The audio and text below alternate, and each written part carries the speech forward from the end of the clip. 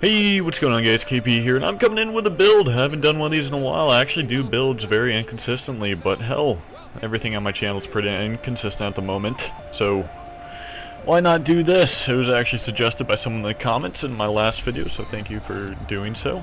And so let's get started on this build. So first of all, we're going to start out with a 128GB Crucial solid state drive. We're not going with Samsung because that's a bit too expensive, and Kingston is a bit too shitty of a solid state drive. It's not actually a bad solid state drive, it's just known for having issues. So we're going to go with that Crucial 128GB hard drive for about $75.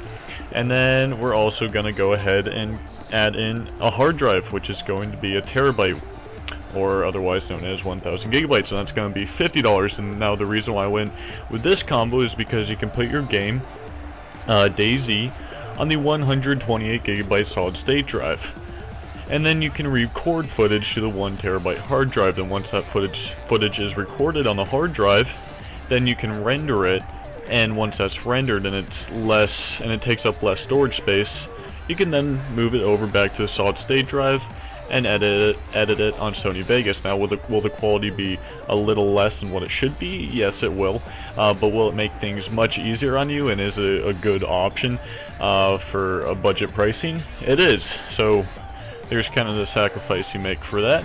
And that, in both the hard drive and solid state drive, both of those together are only going to cost you about 120 bucks, and that's actually a good deal. You can even put your OS on the solid state drive, will increase your overall computer's performance by a long shot, and maybe even put on like one other game or so. I know Arma 3, DayZ, and a bunch of mods for both of them, and along with the DayZ standalone, all those takes about 40 gigabytes on my hard drive.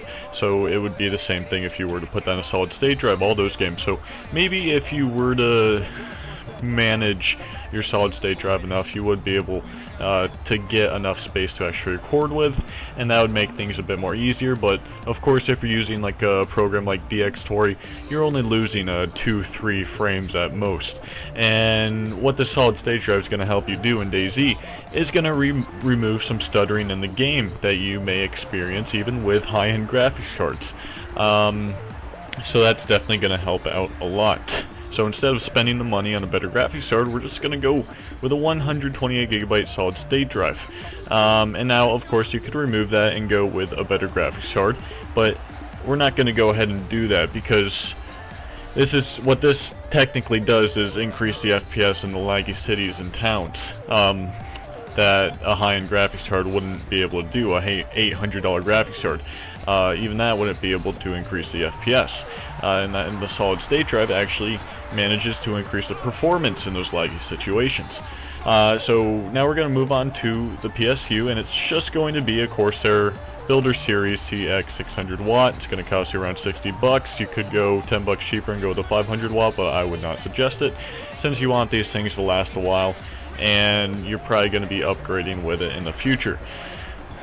Okay, and now we're going to move on to our graphics card, and it's actually my graphics card, not the brand, but the same exact card, the FX Double D R9 270. Now I have a Gigabyte model, but that doesn't really matter. You usually have similar specifications, so that's going to do you just fine. Make sure you get a high-end graphics card with 2 gigabytes installed along with it, because that's basically going to help you out with running games at higher resolutions, and it's definitely needed for now and for the future. Okay, so moving on to the processor, an AMD FX 4-core Black Edition, FX 4300, that is. That's going to cost you around 100 bucks. Oh yeah, the graphics card, by the way, that's going to cost you around 160 bucks or so. But the processor here, it's going to cost you 100 bucks for a 4-core. You can buy a 6-core for 120. You can buy an 8-core for 150. But it really truly isn't worth it. It may be worth it for the future, but for running games like DayZ, a 4-core is just going to do just fine, because it doesn't utilize 8-core technology very well. I believe Arma 2 and Arma 3 do, but like I said, it doesn't really utilize it well. So why go with an 8-core, 6-core if you're not going to get very much performance? And after all, this is a build that's being used to reduce the lag in cities and towns and stuff, to try and get over that 20-25 FPS margin that's set. Okay, Now, you could also go Intel for this build, an Intel processor and motherboard, and Intel's known to actually outperform AMD in DayZ, and you're actually going to get a slight performance boost in FPS in those laggy city and towns. But the problem with that is that Intel's extremely expensive, and if you want to buy a couple $100 on a processor and, you know, 60-50 bucks on a motherboard together, that's gonna cost you over $100 for only a couple more frames. It may be worth it, but I mean, that just seems like a heck of a lot of money to be spending when you can get something much cheaper that's not going to do poorly, but rather just slightly less than Intel. And now we're going to go with an Asus M5878LM LX Plus AM3 Plus motherboard. Now this motherboard's going to have everything you need for the build. It's not too advanced, it's not bad. It's a decent motherboard for its price, and for 50 bucks you can't really beat it. And so we're just going to leave off with that. Of course, I'll put these items in the description below so you guys can check out the specifications of all these items. But I really don't want to go into these items too depth if there's not much to them, and so that's one I'm going to leave be. And then our next is going to be a case. I'll actually not go too in depth with either, since the case is basically up to you. There's other cases out there like NZXT cases, and also the half 912, which I really do like. Now this is a Corsair Carbide Series 200R compact ATX case.